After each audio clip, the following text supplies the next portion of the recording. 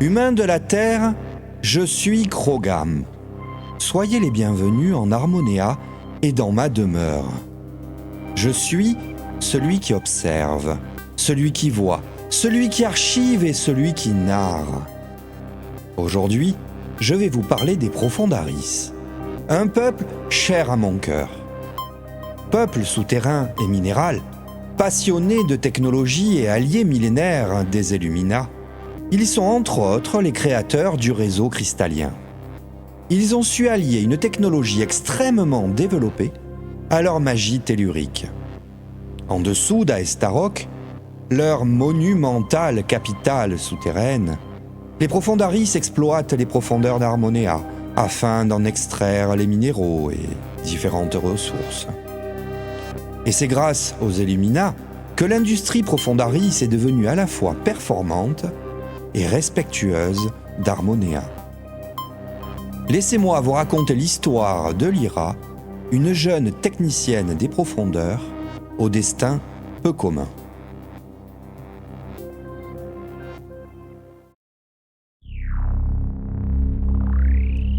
Lyra Forgecoeur regardait défiler les étages tout en pensant au chemin qui l'avait menée ici. Depuis sa plus tendre enfance, elle était passionnée par les machines. Du plus loin qu'elle s'en souvenait, elle avait toujours démonté et essayé de réparer tout ce qui lui passait sous la main. Après des années d'études supérieures, elle était enfin technicienne spécialisée affectée à la maintenance des machines des exploitations minières profondes. Un poste très prisé et demandé par les meilleurs.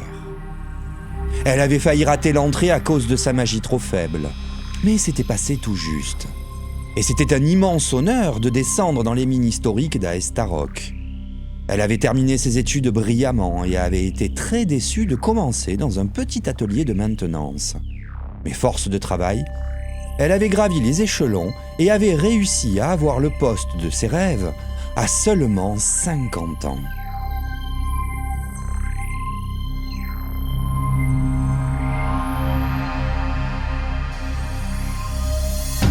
Le coulissement de la porte de l'ascenseur la sortit de sa torpeur. Devant elle s'ouvrait une immense salle de stockage. Les androïdes de maintenance vaquaient à leurs occupations. Lyra appréciait cette ambiance bruyante des différentes machines qui ronronnaient en exécutant les tâches programmées. Elle traversa le portail de contrôle, se voyant à l'écran. Elle était petite et très musclée. Sa peau pierreuse était brune comme l'argile et rugueuse comme le granit. Ses yeux bleus semblaient deux saphirs auréolés du cuivre de ses cheveux courts. Elle portait l'uniforme des techniciens des profondeurs avec fierté. Sa ceinture multi-outils rutilée avec son petit tambour de magie accroché à sa taille. Son cristallien était une montre, seul accessoire autorisé pour les techniciens. Au fil des siècles, les Profondaris avaient amélioré leurs exploitations. Les androïdes s'occupaient du gros de la maintenance et du fonctionnement des mines. Tout, ou presque, était automatisé. Mais il y avait toujours besoin de quelques techniciens pour des tâches très spécifiques, impossibles à réaliser par les droïdes. Ils étaient ainsi une grosse centaine d'élus, et elle en faisait partie. Elle se dirigea vers les tunnels profonds. Sa mission du jour consistait à effectuer les tâches délicates de mise en phase des foreuses et de contrôler les blocs d'alimentation magique. Elle s'arrêta au PC droïde pour en réquisitionner un. Il ne restait qu'un vieux modèle de KJ-200. D'un geste fluide, elle activa l'interface additionnelle de son cristallien et réveilla le droïde. Unité KJ-200 Alpha 67 prête. Quelles sont vos instructions, technicienne Lyra? Suis-moi à 67. Nous allons galerie 78 pour vérifier le fonctionnement de la foreuse 249. Bien reçu. Dans un bruit de servomoteur, le droïde se mit en mouvement, emboîtant le pas à Lyra. C'était un modèle Illumina Profondaris. Son corps était une sorte de cylindre avec 4 bras, doté de pinces multi-outils, le tout juché sur une base insectoïde à 6 pattes. Sa source d'énergie était un vieux noyau magique Illumina, moins puissant que les noyaux modernes mais robustes. Ils empruntèrent un long tunnel et au bout d'un moment, ils arrivèrent à l'arrière de la foreuse. Lyra vérifia rapidement ses outils et s'engagea dans la machine à 67 sur les talons.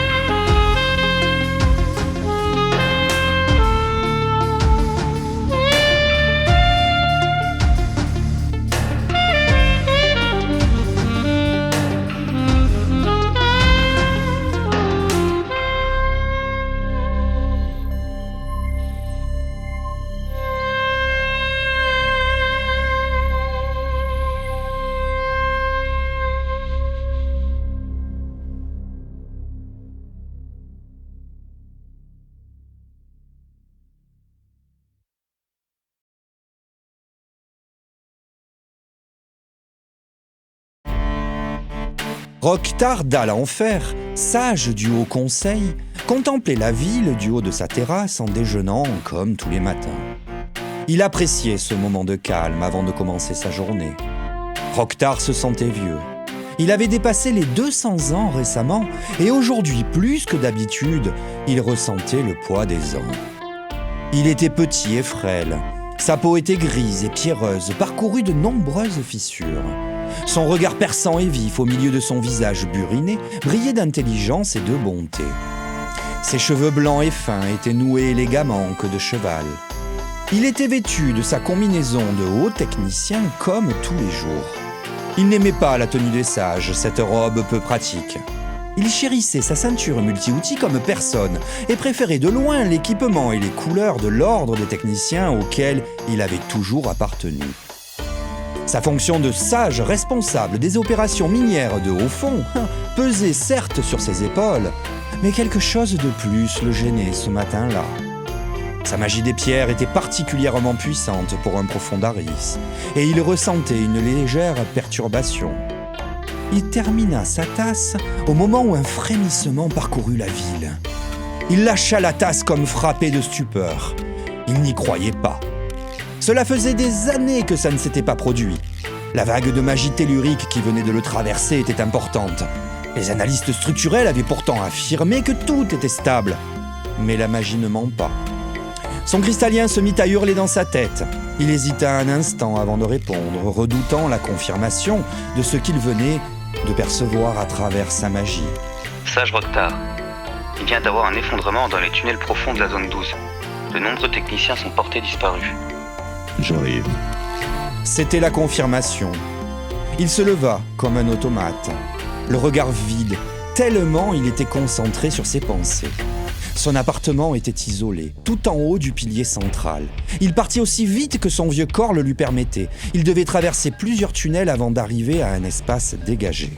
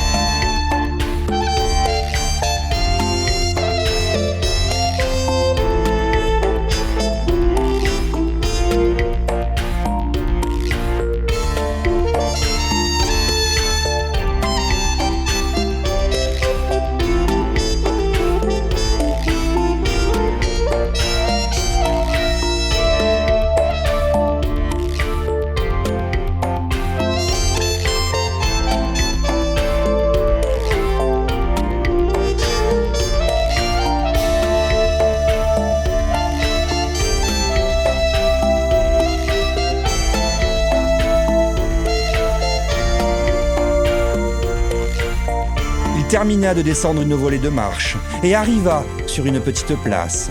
Un véhicule venait d'arriver pour le transporter. Il ouvrit la porte et il monta à son bord.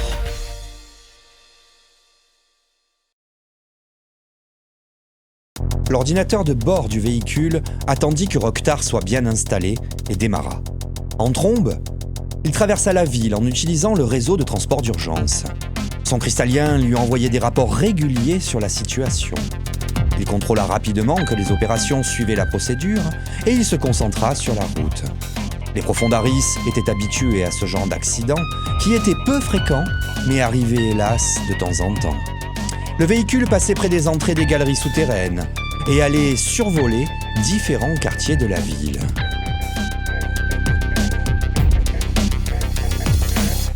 Ils passèrent au-dessus de la Grande Forge, le plus vieux bâtiment d'Aestarok. Son immense façade de pierre taillée contrastait avec le métal qui encadrait les cascades de lave alimentant les foyers des fourneaux. Le bâtiment abritait maintenant les dernières générations de bras mécaniques et d'imprimantes contrôlées par des maîtres artisans. Aestarok défilait autour du véhicule, monumentale et imposante. Des bâtiments d'habitation, piliers colossaux, reliaient le sol au plafond, tels de gigantesques termitières peuplées de centaines de milliers d'habitants. Les façades grises et ocre étaient ponctuées de panneaux holographiques donnant différentes informations. Le réseau de transport d'énergie était intégré à la pierre, formant un maillage légèrement luminescent à sa surface. Au cœur de cette cité colossale se trouvait le forum, haut lieu de rassemblement et de discussion. Ces dalles de pierre noire finement gravées de motifs anciens étaient entrelacées de fibres illuminant les pas des habitants et la statue de la divinité Idale en son centre. Cette entité bénéfique surveille les réseaux de communication et les interconnexions des habitants. Des étals éparpillés tout autour de la place étaient taillés dans des pierres semi-précieuses et rehaussés de métal brossé. Ils offraient une multitude de produits, des artefacts magiques aux technologies les plus récentes. Rok'tar regardait dans le vague, la lumière floue des écrans qui affichaient les prix et les descriptions défilaient sur son visage, tandis que des drones argentés, transportant des marchandises, s'écartaient de son chemin avec hâte, telle une nuée d'oiseaux. Le véhicule plongea dans un énorme boyau qui s'enfonçait dans les profondeurs d'Aestarok. Ils descendirent à la verticale sur plusieurs centaines de mètres et Rok'tar se posa sur un parking déjà bien encombré. Il se hâta et finit par arriver à l'endroit de l'éboulement. Les équipes de secours étaient déjà à l'œuvre avec une efficacité remarquable. Les robots de déblayage déplaçaient des tonnes de roches. Rok'tar observa un instant avec une pointe d'admiration leur travail méthodique et coordonné. Le contremaître l'accueillit dès son arrivée. Sage Rok'tar, heureuse que tu sois venu si rapidement. La situation est grave. Les galeries des zones 12, 15 et 17 se sont effondrées sur plusieurs centaines de mètres de profondeur et les zones voisines sont aussi touchées. Nous avons 54 techniciens disparus. Merci, contremaître. Combien ont été localisés ? Pour l'instant, 11. Ceux qui ont activé leur balise magique ou sont encore connectés au réseau cristallien. Nous cherchons activement les autres. Quel est l'état du réseau cristallien des profondeurs ? Environ 10% fonctionnel, Sage. Très bien. Je prends la coordination des opérations. Assistante Tipit, rassemble les chefs de section pour une réunion de concertation en urgence. La priorité est de trouver la localisation des techniciens enterrés. Que tous les mages se concentrent là-dessus.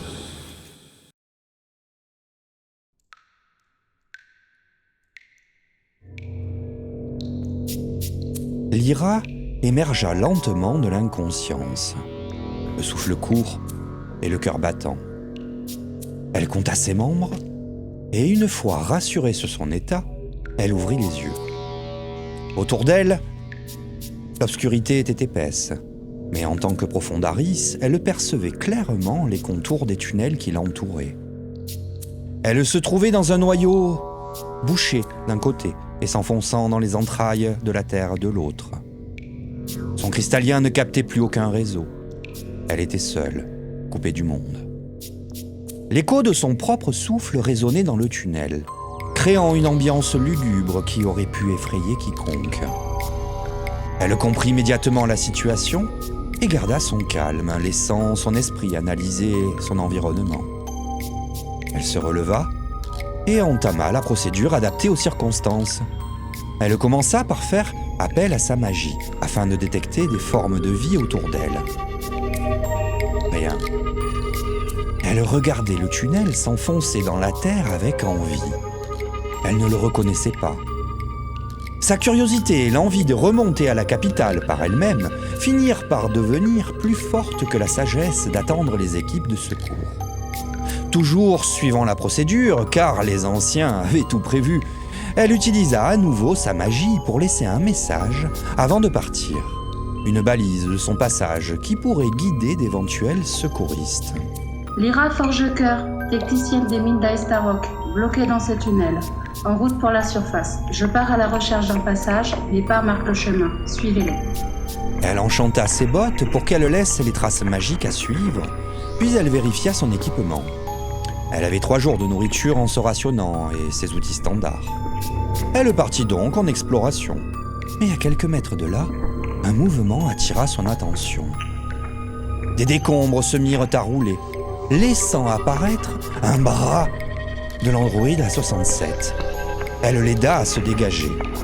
A67, diagnostic de fonctionnalité. Unité légèrement endommagée mais fonctionnelle. Aucune connexion disponible. Très bien. Bilan de situation à 67. Suite à un effondrement, nous sommes coincés. Nous partons en exploration à la recherche d'un passage pour remonter. Suis-moi. Bien compris. Chargement des programmes d'exploration. Terminé.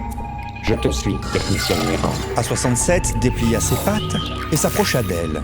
Maintenant, elle avait de l'aide. Elle partit donc sereine.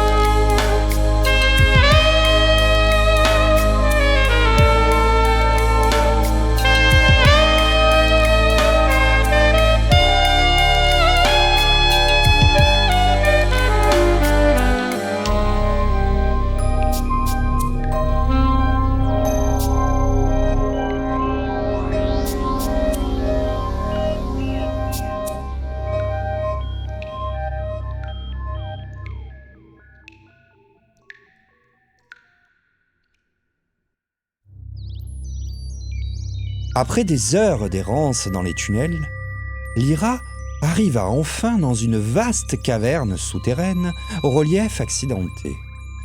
Les parois étaient tapissées de mousse et de champignons lumineux, diffusant une douce lueur bleu-argent.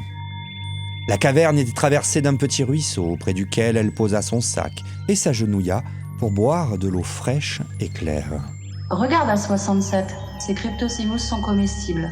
Et il y a de l'eau. On sera mieux ici pour attendre le secours. La fortune sera aux audacieux. Analyse en cours. Cette caverne contient aussi des espèces animales. Il s'agit d'un écosystème complet et stable. Nous devons veiller à ne pas le perturber. Tandis qu'ils avançaient plus loin dans la caverne, l'ambiance changea. Lyra remarqua des détails étranges sur les parois, comme des motifs gravés dans la pierre. À 67, tu vois ces gravures ? Analyse terminée. Probabilité que ces motifs soient d'origine artificielle à 81%. Quelques mètres plus loin, la roche brute laissait place à de la roche taillée. Son cœur s'accéléra lorsqu'elle découvrit ce qui semblait être des vestiges de construction. Ces structures, cet endroit a été habité. Analyse en cours. Confirmation. Il s'agit de pierres taillées et maçonnées. Les traces de taille montrent que ce peuple a utilisé des outils en acier et du mortier pour l'assemblage. En avançant, Lyra trouva d'autres traces de cette présence ancienne, des fragments de poterie ou d'outils métalliques. Chaque découverte renforçait son intuition qu'elle se trouvait dans un lieu un peu particulier. À 67, ces reliques. Mais qui a habité ici ? Recherche d'informations. Aucune correspondance dans mes bases de données. Information insuffisante. Lyra installa un bivouac près du ruisseau, puis se remit à l'exploration de chaque recoin de la caverne, le cœur battant d'excitation.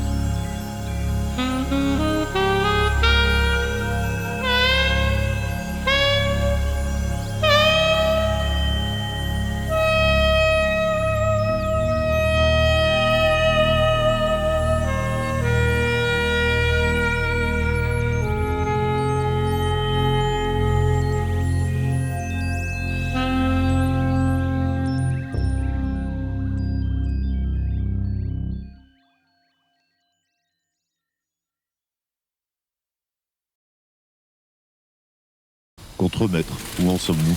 Sage Roktar, nous venons de remonter un technicien de plus. Les mages Illumina l'ont pris en charge à l'hôpital central. Nous en sommes à 30 sauvés et 2 morts. Bon travail. Plus que 21 à trouver. Où en sont les renforcements des tunnels? La zone 17 est entièrement stabilisée. La zone 15 devrait être prête dans 5 ou 6 heures. La zone 12 est plus gravement touchée. Cela prendra plusieurs jours. Très bien. Continuons le travail. Sage, il faudrait te reposer. Cela fait trop longtemps que tu n'as pas dormi. Ouais, tu as raison, conseiller. Je me retire quelques heures. Contremaître, tu as ma confiance.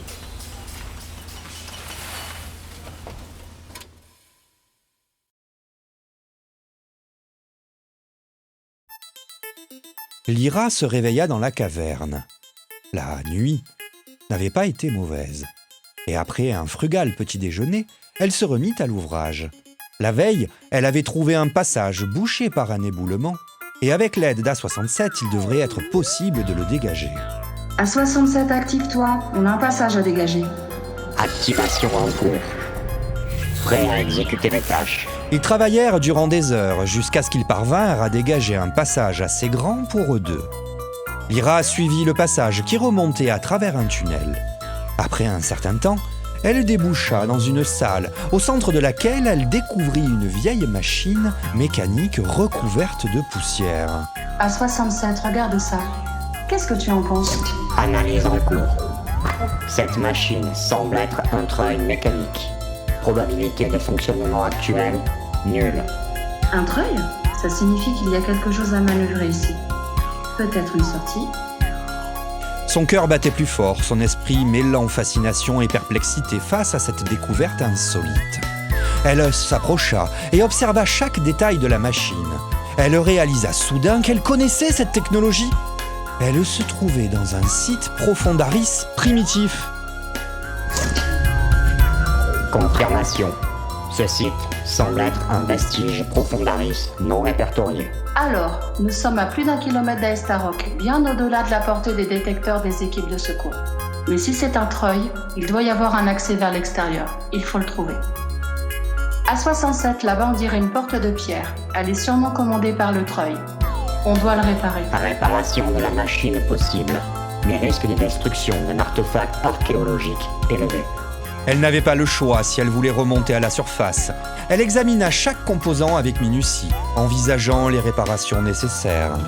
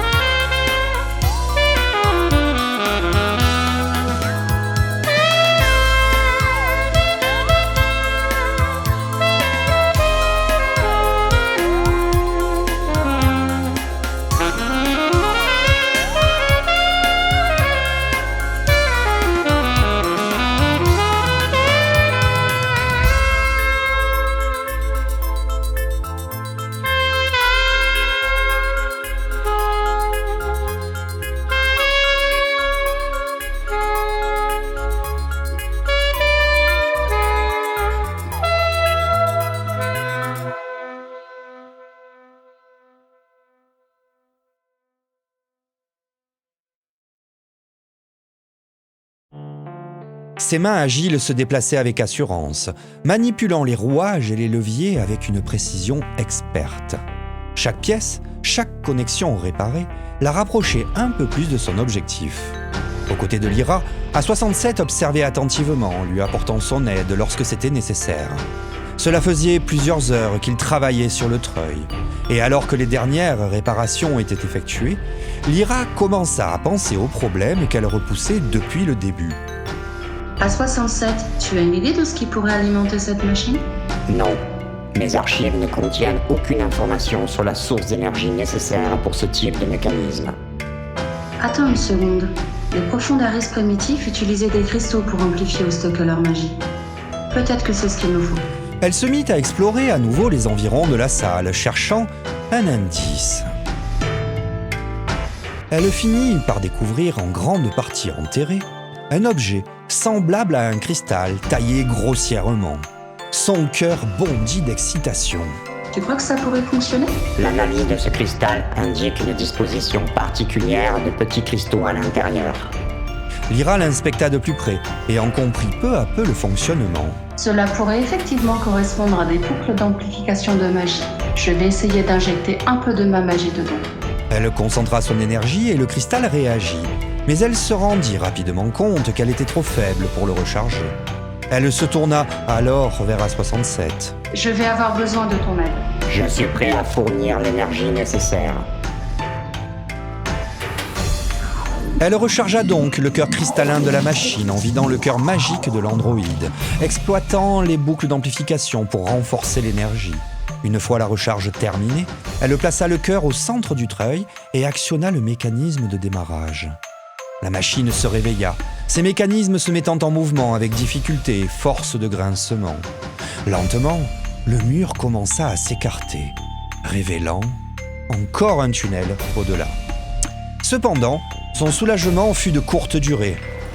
Un vacarme assourdissant et un bruit terrifiant d'effondrement retentirent au fond du tunnel, accompagnés de violentes vibrations dans le sol. Non, qu'est-ce que c'était?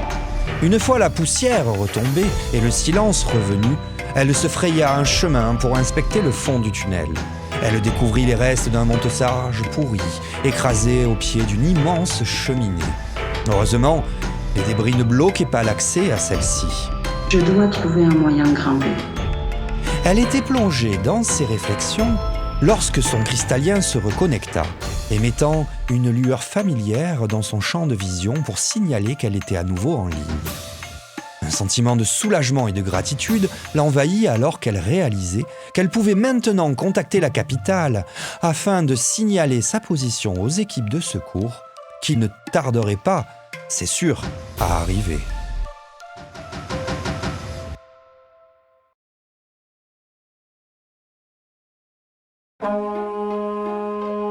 Une dizaine de mages Profondaris et Illumina entouraient Rok'tar d'Alenfer. Ils jouaient ensemble, formant ainsi un rituel qui alimentait Rok'tar en énergie. Il était assis en méditation, ses mains posées sur la pierre froide, son esprit plongé dans une connexion profonde avec la magie tellurique. Son visage était empreint de concentration intense, ses pensées focalisées sur une seule et unique idée, retrouver Lyra Forgecoeur, la technicienne disparue. Il était certes puissant, mais il ne pouvait pas maintenir sur une longue durée sa projection astrale aussi loin sans les autres mages. 2 jours s'étaient écoulés depuis l'accident tragique dans les tunnels profonds, et chaque instant semblait peser lourdement sur les épaules de Rok'tar. Pendant tout ce temps, les équipes de secours avaient travaillé sans relâche, et tous les autres techniciens avaient été retrouvés, soit sains et saufs, soit malheureusement décédés. L'urgence de retrouver Lyra était désormais plus pressante. Rok'tar se concentra plus encore, s'immergeant dans la musique, projetant son essence dans la pierre pour rechercher la présence de Lyra. Son processus de recherche était méticuleux, sa concentration intense alors qu'il explorait les profondeurs de la Terre. Il avait scruté les alentours sur plusieurs centaines de mètres, il devait aller plus loin, plus profond. Enfin, un sentiment de soulagement l'envahit lorsqu'il détecta la faible lueur d'une balise magique dans un tunnel lointain. Son avatar de pensée s'approcha de la balise et lut le message. C'était bien la technicienne. Elle avait tenté de rejoindre la surface par ses propres moyens, assez jeune. Avec une détermination renouvelée, Rok'tar suivit le chemin tracé par Lyra, se frayant un passage au travers des tunnels sombres pour atteindre sa compatriote. Au moment où Rok'tar approchait de la position de Lyra, son cristallien vibra doucement, signalant que la technicienne avait pris contact avec les équipes de secours. Un sourire de soulagement et de joie éclaira le visage de Rok'tar. Il accéléra sa progression, le cœur léger. Il arriva dans la vaste caverne remplie de cryptosimous traversée par le ruisseau. Il repéra l'aura de Lyra dans une grotte voisine et s'y dirigea en traversant les murs. Il arriva enfin auprès de la technicienne. Salutations, Lyra.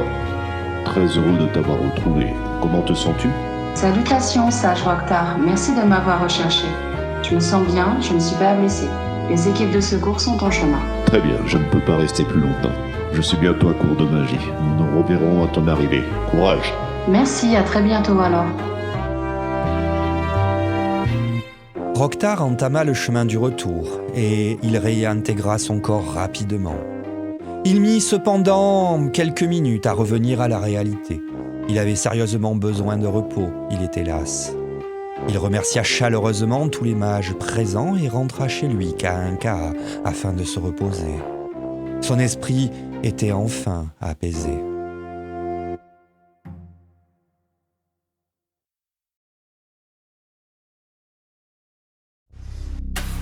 Lyra Forgecoeur avait été finalement localisée et les équipes de secours ne tardèrent pas à intervenir après avoir établi le contact avec elle. Leurs efforts furent efficaces et coordonnés, les secouristes et ingénieurs s'affairant à dégager les passages bloqués et à sécuriser la zone avant de l'extraire. Cela prit tout de même quelques heures. Et c'est sous les encouragements et les applaudissements des secouristes que Lyra fut finalement extraite des profondeurs. Un soupir de soulagement général traversa la foule alors qu'elle réapparaissait à la surface, mettant fin à l'angoisse qui avait pesé sur tous. Parmi les secouristes se trouvait Rok'tar d'Alenfer, bien sûr, qui accueillit chaleureusement Lyra dès son arrivée à la surface. Son visage reflétait un mélange de soulagement et de joie lorsqu'il la retrouvait saine et sauve. Les deux personnages échangèrent un regard ému, exprimant silencieusement la gratitude d'avoir survécu à cette épreuve difficile. Lyra partagea avec Rok'tar ce qu'elle avait découvert dans les profondeurs des tunnels. Elle lui raconta ses observations sur les vestiges et le treuil primitif. Elle ne s'arrêtait plus de parler tellement elle était excitée. Rok'tar écouta avec attention, son intérêt piqué au vif par les révélations de Lyra, et il reconnut leur importance exceptionnelle pour leur peuple. Suite à cette découverte, les Profondaris décidèrent d'envoyer des historiens et des archéologues explorer les ruines. L'idée d'exhumer des mystères d'un passé oublié suscita une vague d'excitation et d'enthousiasme parmi les membres de la communauté des historiens, car les artefacts des Profondaris primitifs étaient excessivement rares. Suite à cet accident, Lyra fut décorée de la médaille des profondeurs, une distinction qui récompense l'audace des Profondaris qui partent en exploration et qui trouvent. On baptisa le site Forgecoeur en l'honneur de la découvreuse. Son nom faisait maintenant partie de l'histoire, je veux dire la grande histoire des Profondaris.